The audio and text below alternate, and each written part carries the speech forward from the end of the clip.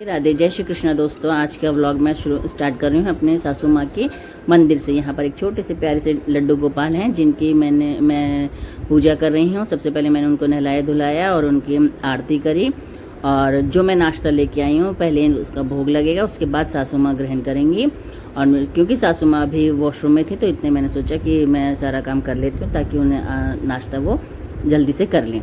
और ये ठाकुर जी हैं, इनकी बहुत प्यारी सी कहानी है। ठाकुर जी नाथ द्वारा से लेके आए हैं मेरे ससुर जी और जो थे वो आर्य समाजी थे। वो लोग बिल्कुल भी मूर्ति पूजा पे विश्वास नहीं करते थे, और मेरी सास जो है उतनी ही ज़्यादा मूर्ति पूजा में विश्वास करती हैं। तो बचपन में एक बार मेरी सास बताती हैं कि मेरे हस्बैंड बहुत शैतान थे, तो वो नौकरों के साथ, नेपाली नौकरों के साथ नेपाल घूमने चले गए थे घर में बगैर किसी को बताए।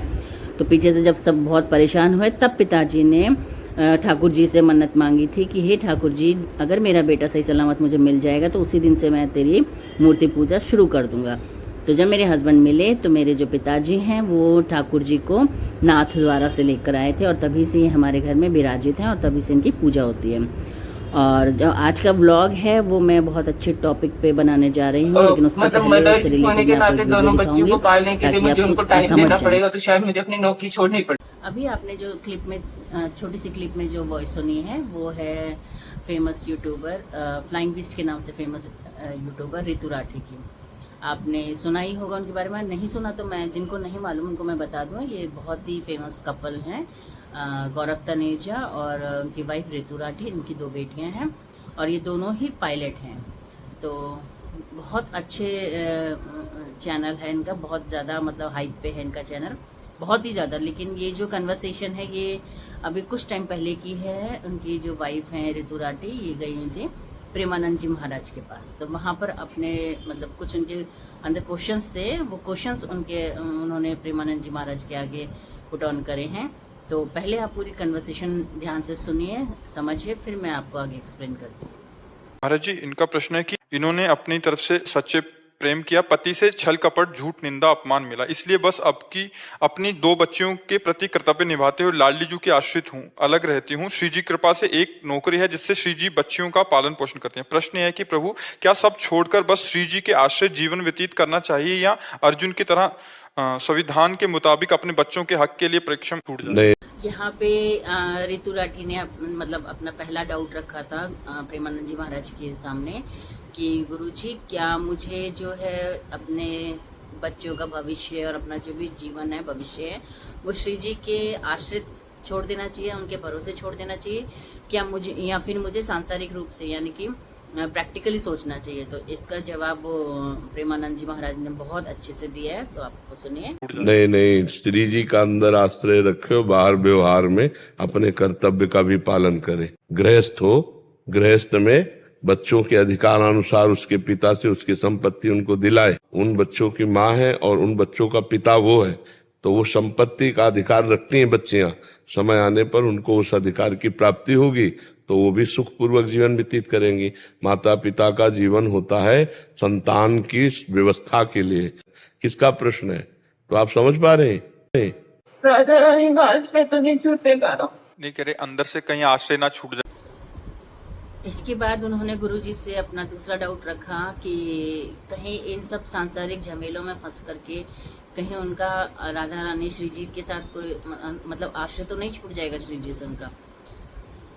उनके जो रितु ने जो क्वेश्चन किया, उस क्वेश्चन से ज़्यादा जो उनकी आवाज़ में दर्द था वो बहुत ही ज़्यादा भावुक करने वाला था। उनकी आवाज़ में वो दर्द साफ झलक रहा था जो वो महसूस कर रही थी। तो उसका भी गुरुजी ने जो है बहुत ही अच्छे तरीके से बहुत ही अच्छा जवाब दिया, तो आप सुनिए। अंदर से आश्रय भगवान का रखिए, बाहर से प्रयत्न कीजिए। आपको ऐसा कुछ लड़ना झगड़ना तो है नहीं। बच्चे थोड़ा सयाने हो तो उनको उनके पिता के हक को दिला दीजिए, क्योंकि आपके पास इतनी सामर्थ्य तो दिखाई नहीं दे रही, तो उनके पिता के पास तो संपत्ति होगी ही ना। इस प्रश्न के संदर्भ में प्रेमानंद जी महाराज ने बहुत अच्छे से समझाते हुए रितु जी से कहा कि हमें लड़ने की ज़रूरत नहीं है, लड़ने की कोई आवश्यकता नहीं है।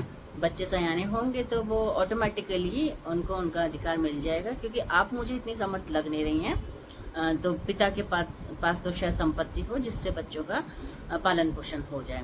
क्योंकि प्रेमानंद जी महाराज को तो नहीं पता ये कितनी बड़ी हस्ती हैं, तो उन्होंने तो अपने हिसाब से बोला जैसे वो नॉर्मल दुखियारी लोगों से और नॉर्मल अपने भक्तों से बोलते हैं।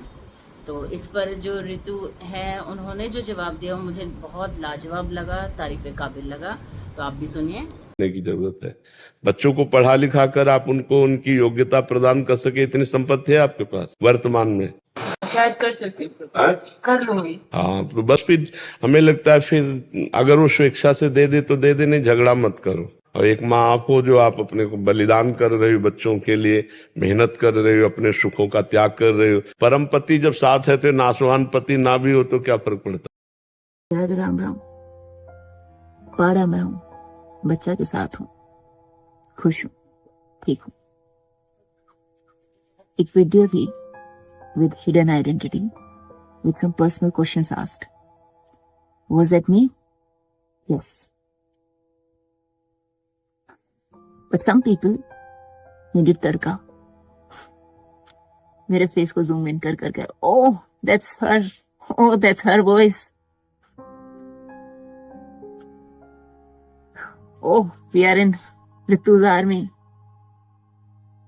So some facts. Am I a Abla Nari?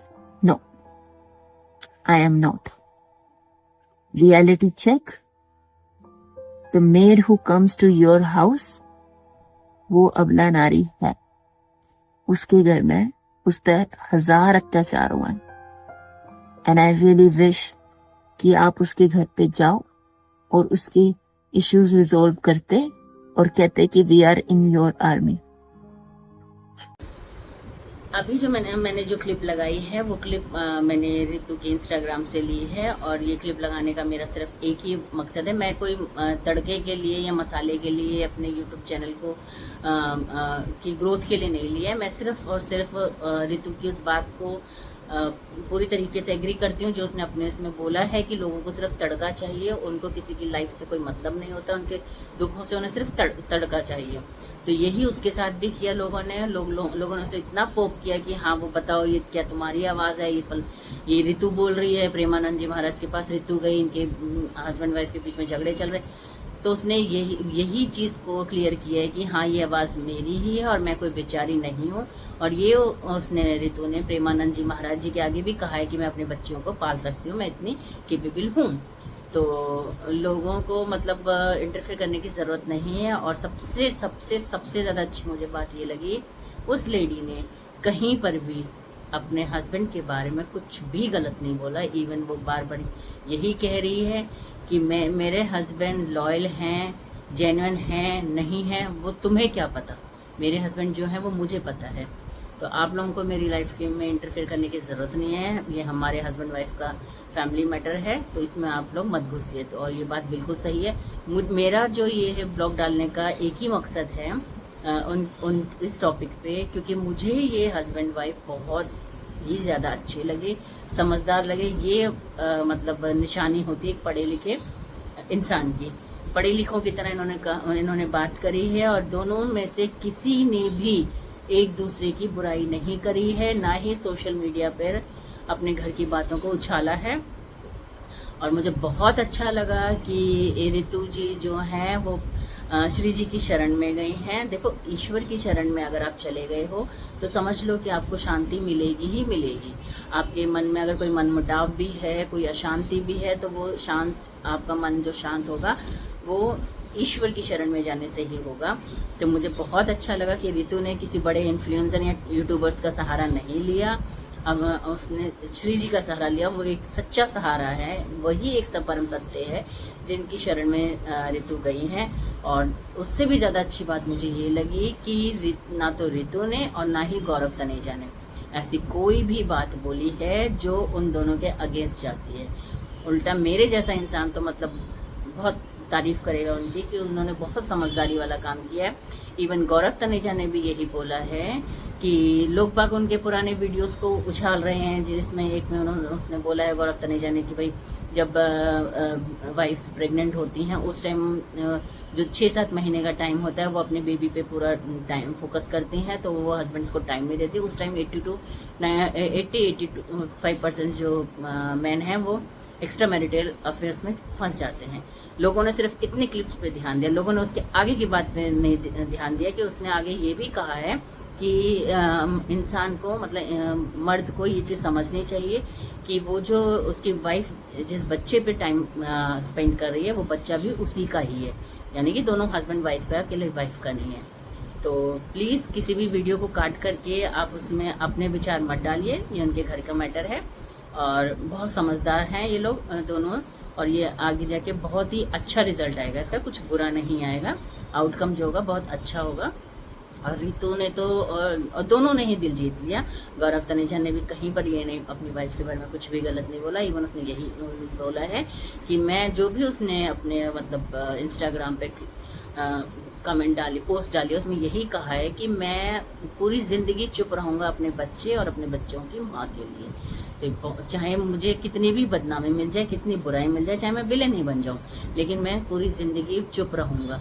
तो ये बहुत बड़ी बात होती है। नहीं तो आजकल तो आप देख रहे हो यूट्यूब में क्या हाल चल रहा है, जरा सी कुछ बात होती नहीं कि ऑनलाइन आकर के अपना सारा मतलब अपना तो चिट्ठा नहीं खोलते, लेकिन अपनी फैमिली मेम्बर्स का पूरा चिट्ठा खोल देते हैं, जो नहीं भी बोलना होता है वो भी बोल देते हैं और फिर उसके आगे बाद में आकर रोना धोना मचा देते हैं। लेकिन भाई तारीफ है इस कपल की कि सच में ही लॉयल कपल्स हैं। ठीक है, अभी कुछ मिसअंडरस्टैंडिंग हो रही है, कुछ भी है इनके अंदर, वो अलग बात है, लेकिन ये बहुत समझदारी से इन्होंने काम किया और ये बहुत ही समझदार है।